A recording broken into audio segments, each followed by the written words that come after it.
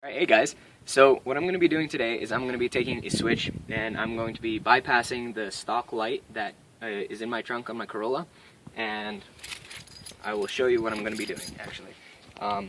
So you know that every time you hit your trunk button, you open the trunk and a light comes on. So what I have done is I've taken an LED light strip. You can probably see it under here. Then I replaced my stock light, which is right here. If I can get it out. This is the old stock light that was in there, and it was a really cheap bulb that didn't really give me a lot of light, and I do a lot of road trips and such, so I wanted something practical. And also I like to do installations of LED lights, and I wanted to see what blue ones look like in my trunk. But every time that the trunk opens, I'm going to have these white ones on. So what I'm going to be doing today is I'm going to be taking a switch and adding a bypass to it, so that this way when the trunk does open and I want to turn off these lights, I can have the option to do so.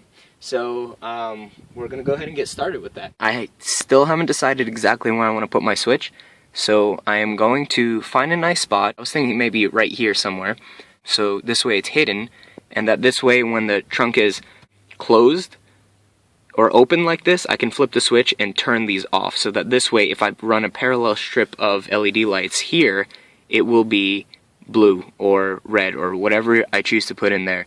But I'm personally going to go with blue. So that is the purpose of this switch. Alright guys, so the first thing that I need to do for my particular car, it's different for every car, but I need to remove my bench so that I can release my seats and take out all these side panels, and even the panels that are right here that are underneath the seat belts. And in order to do that, we need to remove my bench. Mine has a clip.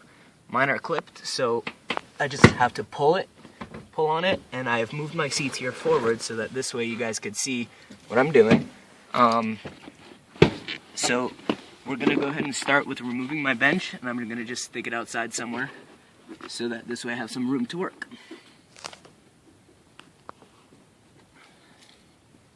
So the next thing that we're gonna do is we're gonna release the seats from the back, which I already have done, and we're going to move them down so that this way we have access to all these panels. So what I'm going to do is I'm going to start off with removing this panel, which is already partially done.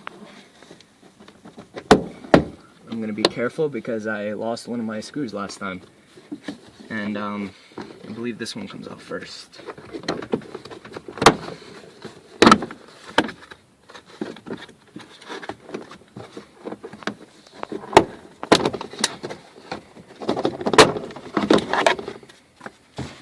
So essentially what we need to do is we need to have access to where those wires are, and they are all underneath here.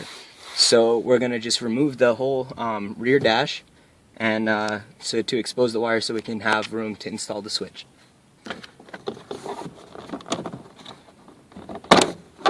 Alright, so there's one side.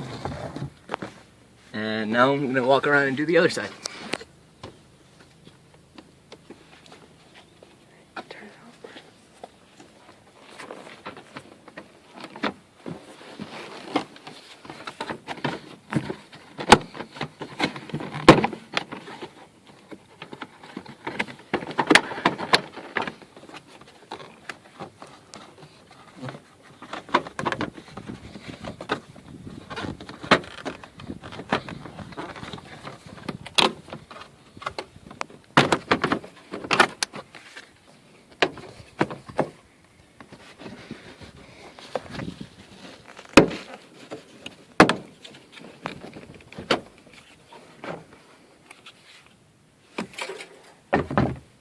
Alrighty, so now we are ready to go ahead and take out the back dash panel.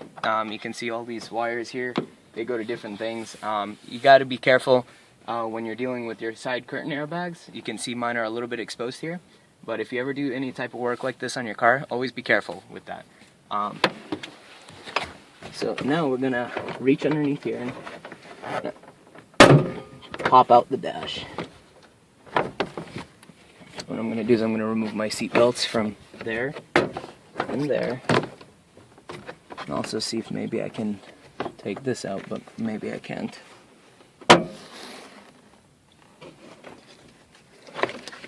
But also remember that these have some wires on them, so always be careful when you're pulling it out. You don't want to ever slice or pull too hard to the point where the wires that are hooked up to your brake lights back here get messed up.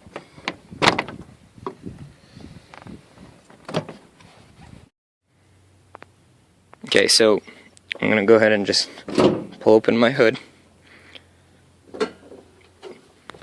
And I'm going to put you guys up there for a second so I can open up my hood. And this is my new engine. So the hood, the fuse that I'm going to be working on is this one right here.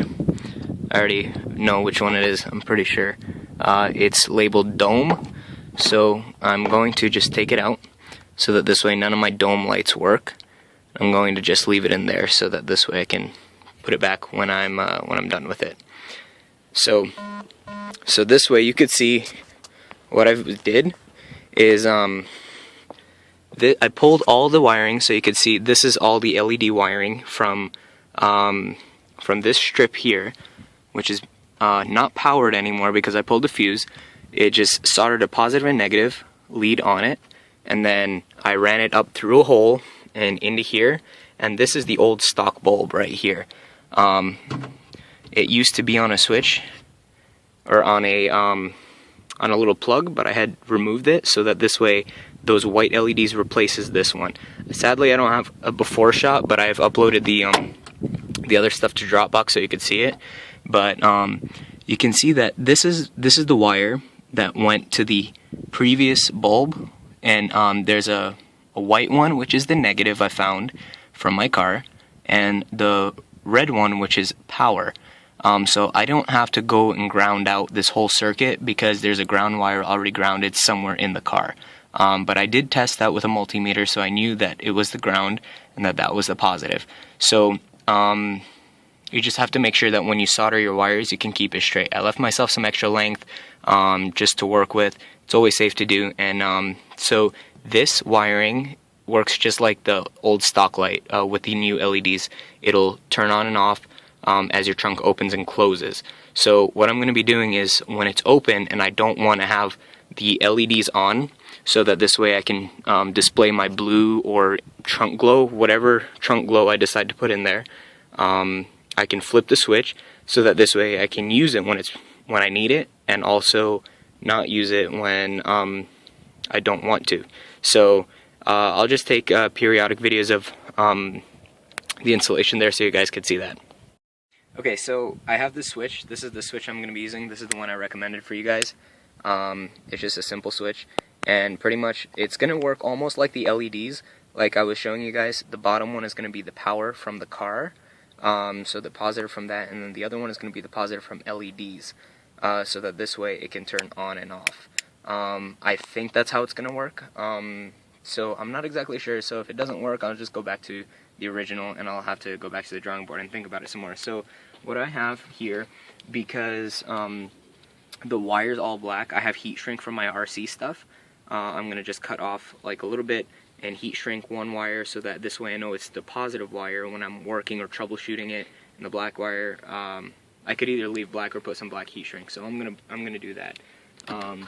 So what I'm gonna do is, instead of soldering directly onto here, I got these little crimp connectors so that this way they'll just slide on. And I'm gonna go ahead and get myself set up for that.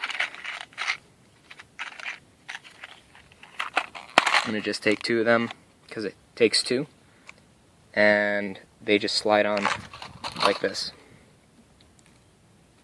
So that this way, I'm also going to be putting electrical tape on here afterwards, so that this way it doesn't short out, because what I'm going to be doing is I'm going to leave the switch hanging kind of from like in an empty compartment or space in my trunk, so this way you can't see the switch, because there's nowhere really good for me to actually install and mount the switch, and I don't feel like doing a whole ton of work, although I can later, and I can always change it. But so where I'm going to be putting the switch essentially is in here. I'm going to just let it hang in here, and what that is it comes up into the inside. So if I were to stick my fingers up through here, you could see it from the other side or from the top. So if we were looking at it from this way, you could see my fingers in there. And also, it'll also be short because the wiring is right here, and I only have that much distance to go, which is not very much. And the switch will just hang in here, and I have access from the trunk, so that when this whole back is assembled again, I don't have to, you know, go messing with it. Alright, so pretty much I decided that since I'm only going to be working with this wire, this is the positive wire, as it stands, there's no interrupter in this positive wire, which is where the switch is going to go. So essentially I'm going to cut the switch, and one of them is going to go to the LEDs, and the other one is going to come to the top here, so that this way it can just switch on and off. And I'm going to put it down in this hole right here, where I was showing you guys earlier, and just let it hang there. So I'm going to go ahead and just cut this. My fuse is already pulled. You always want to make sure you pull your fuses so that this way you don't short anything out. This is coming from my LED lights, and this is the positive one, so I'm going to just strip part of this so that I can have some room to work, so I can twist all my wires. And I'm going to go ahead and twist that, and then also twist this. And what I'm going to be doing is I'm going to be extending them as well. So I have some more wire here, and that's what I'm going to be doing. But I'm going to pull some extra wire off here. And it's always better to have extra than not to have. So I'm going to just pull off a length here and pull off another length, so that this way I don't have to be fighting it. So I'm going to go ahead and strip this too. Try to keep my trash all together. And so then this is coming from the LED lights, and I'm going to just twist these together, make sure I get a nice good solid connection. And then I forgot my electrical tape, so I'm going to have to come back and electrical tape that in a little bit. And then strip this side, and then make sure that I put this little side in the crimp connector. So I have it there. Now I'm going to grab my crimp connector, my crimper, and I am going to go ahead and crimp it down, hopefully.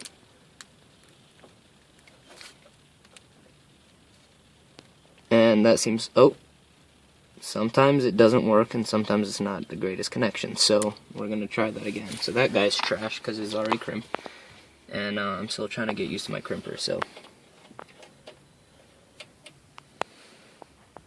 go ahead and put this in, and we'll try again.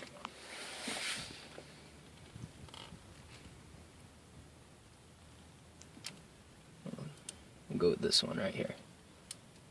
We'll see what happens.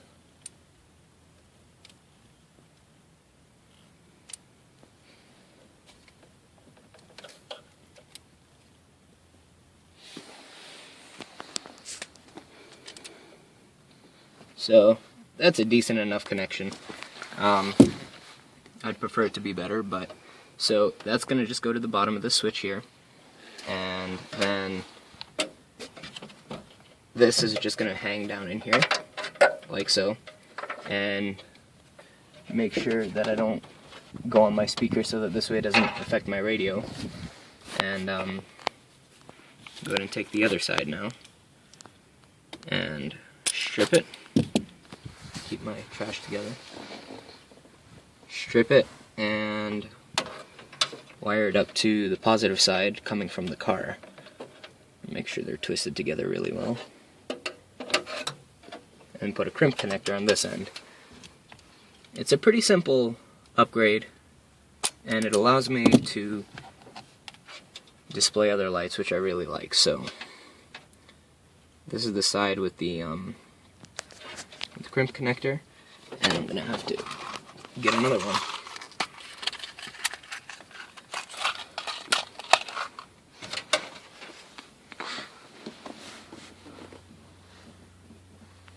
I need a separate pair of wire crimpers, I think, as well, so we'll see.